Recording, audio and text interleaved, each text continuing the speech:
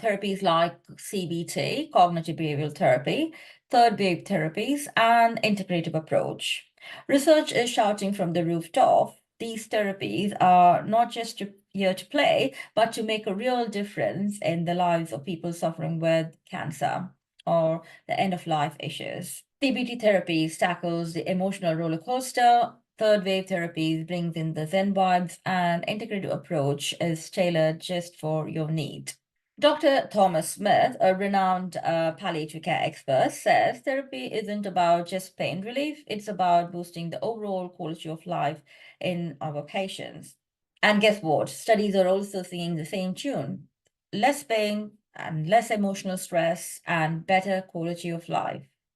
Therapy is like a little spark of hope because sometimes you need someone to tell you it's okay to eat the chocolate cake.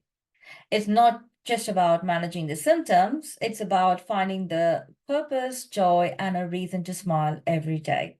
Therapy isn't a luxury, it is a lifeline on the journey of healing. As we wrap up, remember therapy is like a custom made superhero cape, unique to every warrior. If you or someone you know in this battle, please do consider diving into the therapeutic options in palliative care.